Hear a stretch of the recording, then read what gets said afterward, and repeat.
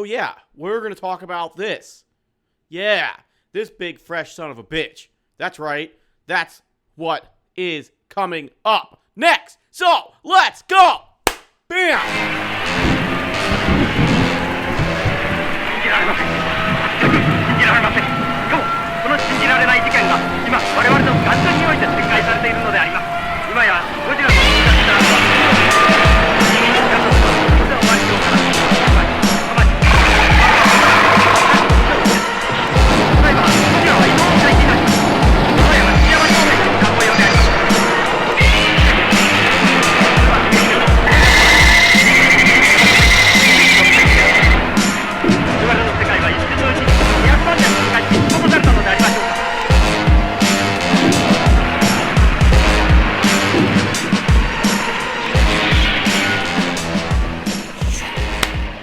What's doing, guys? Back with another fresh final review, and today we're doing the brand new Frogtree freaking Godzilla 1995.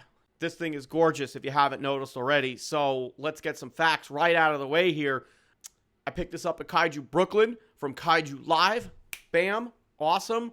And we'll get to the what's and the whys about why I bought it. I mean, because it's freaking fresh, right? Yeah. But the figure came out, as I only just found out just before the recording of this review that you're now watching, April 25th, 2026. So it is literally only a couple months old at the time of this recording. There was an event in Ikebukuro at the Parco building, which I walked by numerous times when I was there 2 years ago. One-day sales, and it was listed for 40,000 yen. The conversion's right there. Bing! And it's freaking awesome. This is dubbed the special Mothra paint scheme on the card. Mothra Colorful Collection, okay? So it's got Mothra colors, and it looks great. It looks like candy, first of all. But this style of art, let's get that right out the door. It's pronounced in Japanese Ukiyo-e. Okay, so what is that?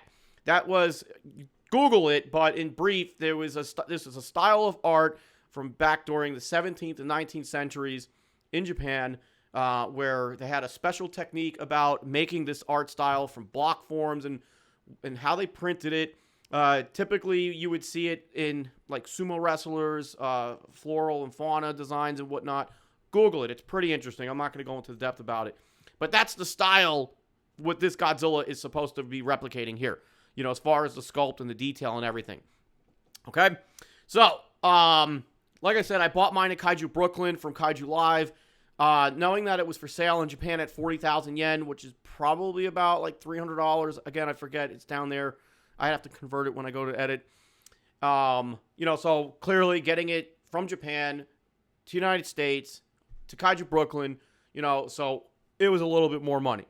And this is one of those pieces that, yeah, you're going to pay to play. And, like, when I was walking around Kaiju Brooklyn, again, I went there I had no intentions or, you know, anything that I thought, oh, I'm going to buy this, or I'm going to buy that, or I'm looking for this, or I'm looking for that. I like finding something that catches my eye, and that's what this big, beautiful son of a bitch did. And did he do it freshly? Yes, he did. This was up on the top shelf at Kaiju Live's table. And as you know, I was walking around the dealer's room. I was coming down the center aisle. I took a left, and I went like this. And up there on that top shelf, I'm like, son of a bitch. Now, at first, when I first started seeing these come out, I wasn't a fan of the sculpt. And it was mainly because of the smoke effects that we have going on here. They look like ghosts. Look like ghosts swarming Godzilla. I've never been a fan of, like, these the smoke effects on Godzilla figures, specifically the burning Godzillas. It just never translated well. But when I saw this in person, I was like, yo, first of all, he's a big son of a bitch. Let me get my tape measure. It's over there.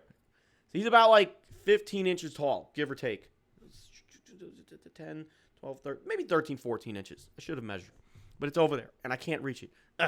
Okay, so he's big, much bigger than I thought it would be from what I had originally seen in photos. And, you know, I thought he was more in line with, like, the Marmot Monster Heaven line, which is about 10 inches. So when I saw it, I was like, yo, that's much bigger than I thought, like I just said. And it's just gorgeous. This thing looks like candy. in glass candy, like those pieces of glass art. And it is beautiful. This really needs to be stuffed with like tinsel of some sort, because now that I'm sitting here with him on the table, the light is passing through him, and it looks beautiful the way it is. So I don't know if like adding tinsel would hurt it or just give it more depth, but we'll see. I might have to mess around with this, but as it is, it's beautiful. But yeah, so I saw it and I was like, I gotta have it. I remember talking with, Christine Chapin, Gojira Girl 13, as you know her. She has, I think, one of these or a couple other versions of Frogtree figures. And I always said, like, it just didn't work for me. And then I remember messaging and was like, I was wrong. Very, very wrong.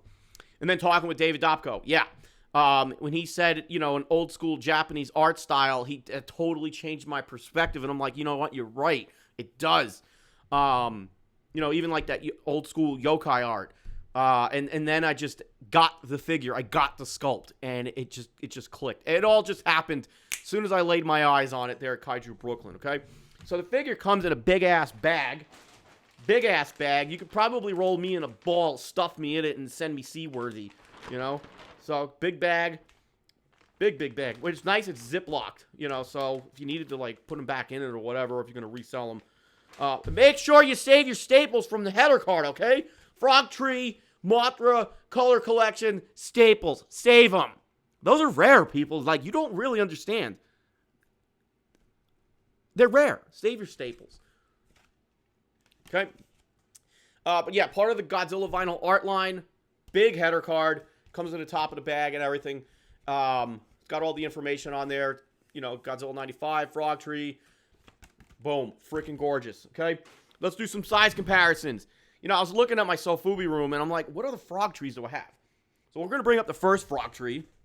I've grabbed, last year, the Shin Godzilla. And boy, does he make him look, itty-bitty. Yeah. But this one is awesome. Dig this style, too. When I first saw this, black and white, glowy, he's like, yeah, must have. So I really should get my tape measure. But you're just going to have to visualize with me.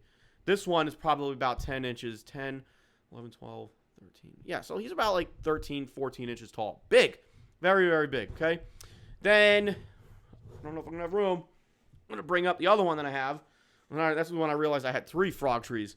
Boom. Space Godzilla. Yeah, so the Godzilla, Burning Godzilla here, towers over both of them. Freaking awesome. These look great together. It's the first time I'm looking at them, even though from the back, all together. Happy little family of freshness. Yeah. So, Burning Godzilla here, the biggest out of them all. Rightfully so, but Space Godzilla is just a badass. Need a red, clear version of this, please. And thank you, Mr. T-Base Frogtree, man.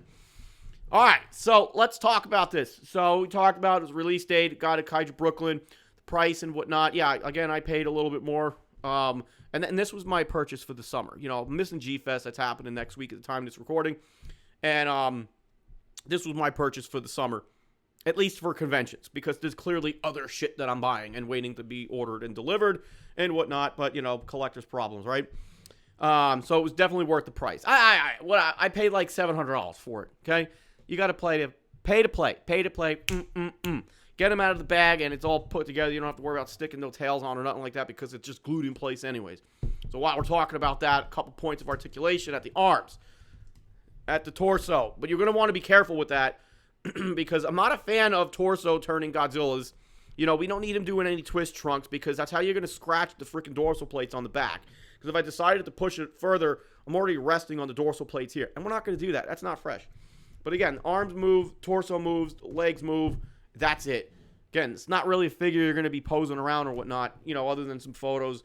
You want to kick like something back. I should tell everybody like how I do those shots where, the figure's kicked up. I got this little Megalon figure here, little, you see in the photo. I put him underneath Godzilla's tails or any figure I'm taking photos of. And Megalon is the true champion of some of these photos. Megalon's holding big vinyl, holding it up. Strong like bug. Okay? But yeah, anyways, that's the articulation, the paint job. Look, it speaks for itself. You don't need me to sit here and babble and yap, but that's what I'm going to do anyways.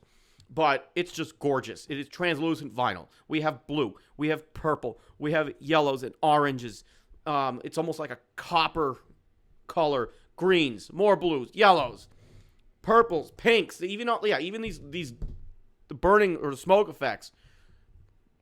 Purples. It's just like the freaking color of the rainbow when you hold them up. Really, for those that have this one, you got to like hold them up if you haven't already and just let the light pass through him. It is gorgeous. Yeah, so that's the paint job. Like, seriously, you just can't get enough looking at this.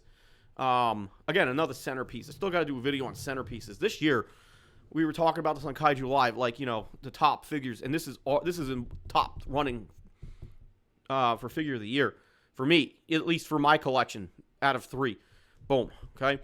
The sculpt. Now, as we said, it's supposed to be Godzilla 95. It definitely has Heisei Godzilla vibes specifically, you know, from, you know, the body, the legs, the dorsal plate specifically. So definitely a Heisei Godzilla. You know, if you look at the dorsal plates, we got 3 pronounced central rows there, which look really, really good. But again, it's exaggerated. It's clearly stylized. The burning patches, as I mentioned earlier, again, part of the Ukiyo-e style.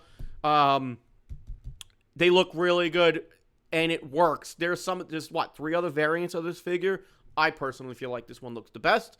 That's why I picked this one up, but the other 3 are just gorgeous looking as well. But this one just hits the freaking home run out the park.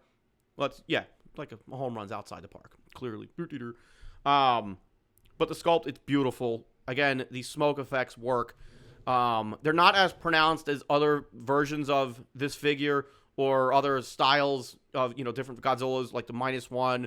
There's another 95 that they did, but, you know, where the smoke effects are a bit more pronounced. Here, they blend in and they flow very nicely with the figure due to the paint job, clearly. But it works. It all works. Godzilla's face. He just looks pissed off. And it does have that yokai style sculpt to him. Is smoke effects, you know, up on his jowls, on his bottom of his jaw, the back of his head. Even his eyebrows have it. And it's like, you know, the more you start looking at this, the more detail you just see that is packed into there. Teeth and everything, you know, sculpted nicely up in there. But those eyebrows are just so pronounced and mean looking. And it just captures that 95 pupils that, you know, if you have a Desugoji from Marmot, it's very, very similar to that. But his eyebrows are just pissed off. So, very nicely done. Yeah. Gorgeous. Gorgeous, gorgeous, gorgeous. So, you know, that's the fun part about Sofubi. You know, there's so much out there, and, you know, depending on what your vibe is, you know, what you're going for, something out there for everybody. And, you know, I swore, like, oh, I don't like these figures. I don't like the sculpt because of the smoke effects. But this one won me over hardcore. Made me, you know, completely like, yup, dig it. Dig it. I think this might be the only Burning Godzilla now that I have with, like, smoke effects on him. But it works here, right? Right. So, yeah, if you're, what do we got? We got Summer Wonderfest coming up, so we'll see what Frogtree puts out coming up. You know, maybe there'll be another variant, or we'll see. And keep in mind, when these come out, they are a one-day license, so they're only for sale at that event. So when you're thinking about the cost and why are they so much money, it's because one-day license to sell at the event, and the only other way to get it, there's 2 ways to get it. You're there in Japan when it's for sale, or there's actually a few ways. In Japan, at the event, Yahoo Japan, or Kaiju Live, you know, or Kaiju Brooklyn, you know, at a convention from a vendor there, G-Fest. So, and that's what the price goes up for that. You know, for the vendors that are putting in the work, we got to pay to play. Anyways, all right, that's my rant. Get one if you have one. It's awesome. Sound off in the comments. And I'll see you on the next Fresh Final review. What's next? We're going to be jumping over to another X Plus figure. Boom. And then I've got some Bandai stuff I got to do. I got to get back to the Bandai marathon. And I do have the Haya figures I got to do. And then, yeah, anyways. So that's it. Thanks for watching, guys. Make sure, well, I'll see you in the next Fresh Final review. And remember, people, buy vinyl, fresh vinyl. Bam.